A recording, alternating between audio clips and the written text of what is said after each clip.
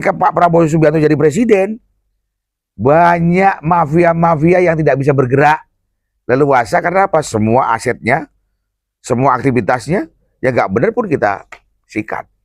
Bapak Prabowo Subianto dan Menteri Keuangan, dari Migas pun, dari SDM pun, siapa Pak Balil, mereka sepakat tidak menaikkan harga minyak subsidi. Sebut namanya saja, Profesor Saipul Mujani dan Islah Barawi, ya. Masih banyak lagi tokoh-tokoh yang lain yang dengan sengaja vulgar di media ini mengajak, menghasut untuk turun ke jalan, melakukan demo untuk menggulingkan Prabowo Subianto. Dan kita pun nanti hari Jumat akan ke Mabes Polri, ke Barreskrim, untuk membuka LP terkait ujaran kebencian dan penghasutan dan mengajak orang untuk melakukan tindakan makar. Gini ya, ini sebenarnya rangkaian kegiatan yang memang dimulai dari bulan apa itu ya, bulan September, apel kebangsaan, terus refleksi 1 tahun Prabowo, dan sebenarnya kita sudah ada rencana memang untuk halal bihalal setelah Lebaran ya.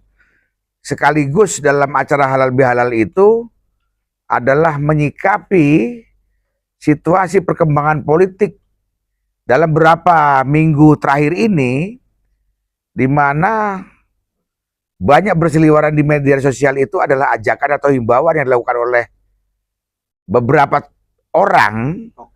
Saya sebut namanya saja, Profesor Saipul Mujani dan Islah Barawi, ya. Masih banyak lagi tokoh-tokoh yang lain yang dengan sengaja vulgar di media ini mengajak, menghasut untuk turun ke jalan, melakukan demo untuk menggulingkan Prabowo Subianto. Ya, kita tahu semua bahwa Prabowo Subianto kan Presiden Republik Indonesia, pemerintahan yang sah secara konstitusi, yang berkuasa sampai 2029, ya. Kami paham siapa sih mereka-mereka ini kok. Ini adalah kelompok orang yang tidak bisa move on setelah junjungannya kalah dalam Pilpres 2024, ya. Akhirnya mereka selalu cari sensasi. Tapi sensasinya salah, keblinger, ya. Mengajak orang turun ke jalan, menggulingkan pemerintah yang sah, itu kan salah itu. Nah, makanya saya bilang tadi, kalau memang mau jadi presiden, junjungannya, ya nanti 2029 dong. Jangan balap di tikungan. Mau jegal orang tengah jalan, itu kan nggak bagus, ya. Nah, makanya tadi kita sengaja kumpul, kita menolak tegas, kita mengecam tegas bahwa apa yang dilakukan oleh 2 orang ini nggak benar dan salah. Dan kita pun nanti hari Jumat akan ke Mabes Polri, ke Barreskrim, untuk membuka LP terkait ujaran kebencian dan penghasutan dan mengajak orang untuk melakukan tindakan makar. Walaupun belum terjadi, tapi upaya-upaya ke arah sana ada, ya.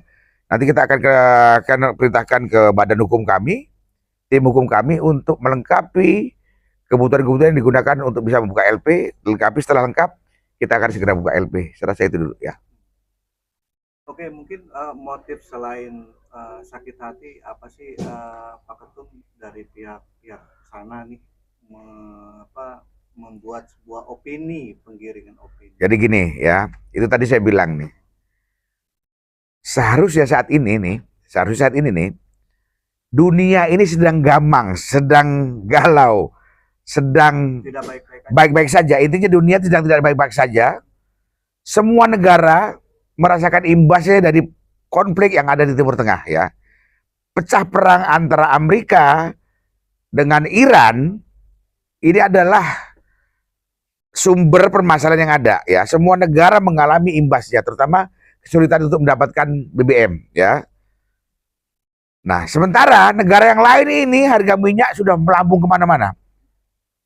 Indonesia sampai hari ini alhamdulillah masih bertahan di harga lama ya untuk subsidi ya. Dalam arti begini, seharusnya kita ini mensupport, mendukung, bahkan bersyukur terima kasih kepada Prabowo berani mengambil keputusan pahit walaupun fiskalnya terbebani berat, tapi tetap mempertahankan harga minyak supaya apa? Masyarakat tidak terlalu terbebani dengan masalah ini. Nah, sedangkan kelompok-kelompok ini otaknya di mana? Makanya saya tidak menyebutkan titelnya orang-orang itu kan. Yang satu profesor, yang satu katanya doktor, ya. Tentunya kan orang pinter. Tapi pinternya ini, titelnya ini sekolah atau hanya sekedar ngambil titel, ya. Saya tahu kok. Banyak pihak-pihak asing juga yang memanfaatkan jiwa pengkhianat kawan-kawan kita juga untuk berlaku yang nyusahkan saudaranya sendiri, dibungkus demokrasi, dibungkus konstitusi. Ini bukan kekuatan murni dari mereka. Ya maaf yang ngomong, mereka juga bukan orang yang kecukupan juga, enggak kok. Yang jual survei dapat duit, yang satunya dia gacor dapat duit. Ya kan? Berarti kan ada yang bayar nih. Yang bayar siapa? Ya bisa juga dari koruptor, dari oligarki kah, mafia kah. Orang-orang yang sakit hati dengan Prabowo Subianto. Karena ketika Pak Prabowo Subianto jadi presiden, banyak mafia-mafia yang tidak bisa bergerak leluasa karena apa? Semua asetnya, semua aktivitasnya, ya nggak benar pun kita sikat. Berarti bisa dibilang ada yang menunggangi ya Pak Ketum ya, terkait percobaan untuk pakar ini, dan ada yang juga mengatakan bahwa apabila BBM tidak naik, maka akan chaos gitu Pak Ketum. Seperti apa Pak Ketum coba? Ya makanya itu, ya oke, saya bilang tadi, ya pasti ada. Mereka ini boneka, tapi boneka yang pinter. Karena profesor, yang satunya doktor, dan punya lembaga survei, dikategorikan ini orang pinter, tapi nakal. Orang pinter itu kalau nakal lebih bahaya daripada orang yang biasa-biasa saja nakal. Ya, pasti ada kekuatan yang besar yang memanfaatkan kepintaran mereka ini untuk kepentingan usahanya, untuk kepentingan bisnis ya. Contoh kecil begini loh. Bapak Prabowo Subianto dan Menteri Keuangan, dari Migas pun, dari SDM pun, sama Pak Bahlil, mereka sepakat tidak menaikkan harga minyak subsidi ya. Sementara ada salah satu tokoh ya yang menyarankan dinaikkan minyaknya supaya apa? Kalau minyak dinaikkan, otomatis orang akan berpikir 2 kali untuk jalan-jalan kemana-mana. Itu bukan alasan logis. Dia minta ke Pak Prabowo untuk menaikkan minyak supaya fiskalnya tidak terlalu berat. Begitu nanti Prabowo naikkan harga minyak, dia nyuruh orang lagi demo Prabowo. Kan arahnya kemarin kita sudah baca nih. Ya kita juga buat orang bego-bego amat lah ya. Ngerti lah politik ini. Jadi saya sampaikan tadi, saudara Saipul Mujani ini dengan istilah, ini kan boneka ini, masih ada aktor-aktor lebat lagi di belakangnya yang punya kepentingan untuk mengamankan bisnisnya, mengamankan usahanya. Itu pasti begitu ya. Mereka juga bisa saja, mereka ini sebagai mitranya orang-orang yang lebih kuat lagi yang punya modal di luar negeri untuk menghancurkan Indonesia. Sementara orang yang luar saja angkat jempol 2 untuk Prabowo karena tidak menaikkan harga minyak. Sementara mereka yang warga negara Indonesia justru berlaku culas seperti ini. Jadi itu latar belakang kita adakan acara hari ini. Paling tidak kita memberikan kontribusi positif kepada Pak Prabowo supaya Pak Prabowo lebih pede, lebih yakin bahwa kami masih ada dan setia. Yang kedua, kami minta kepada Pak Prabowo untuk tidak ragu-ragu dalam mengambil langkah-langkah tegas untuk menyelamatkan bangsa negara. Saya rasa itu ya. Pak Ketua, mungkin apa karena kedekatan Pak Prabowo dengan Donald Trump itu akhirnya menjadi polemik juga. Nah, mungkin bisa dijelaskan Pak Ketua.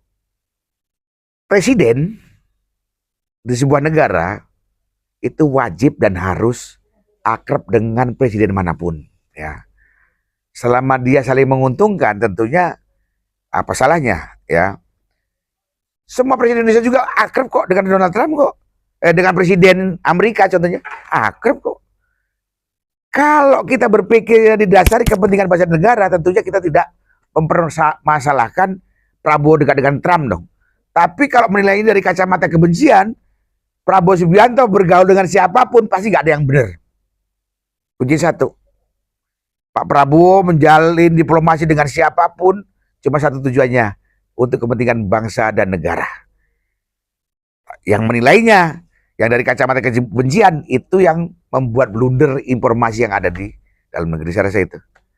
Pak Ketua, banyak juga mungkin tokoh yang menyarankan untuk Bapak untuk keluar dari BOP. Kalau keluar BOP itu kan kebijakan dan itu sudah dipikirin Pak Prabowo kan. Ya. Pak Prabowo akan gabung BOP kalau sepakat. Wong BOP belum berjalan tiba-tiba sudah pecah perang kok. Berarti kan udah gak sepakat nih. Ya, kita tunggu aja nih ke depannya.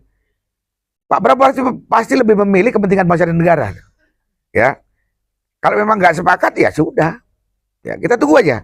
Saya nggak akan berani masuk ke situ, tapi yang intinya BOP itu adalah langkah yang akan diambil Prabowo supaya bisa masuk ke Gaza dan mengamankan Gaza sebenarnya.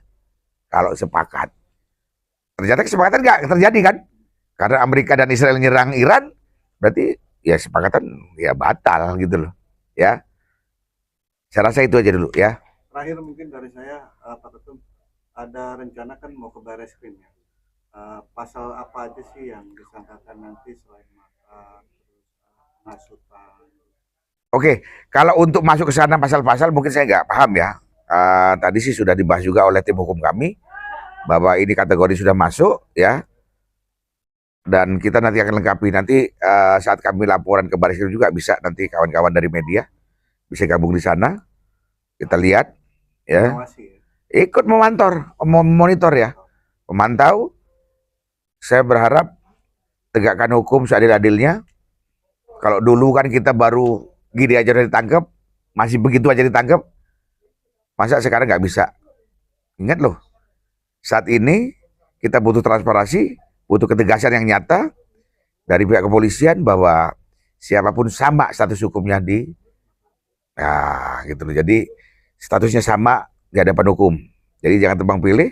Kalau memang bersalah, memenuhi unsur-unsur, ya sikat. Saya rasa gitu ya. Pak Ketum, Nah. terkait kemarin ada penyebaran isu terkait yang bahwa BBM akan naik, apakah mungkin orang-orang itu sama itu Pak Ketum atau seperti apa? Sama mereka yang goreng.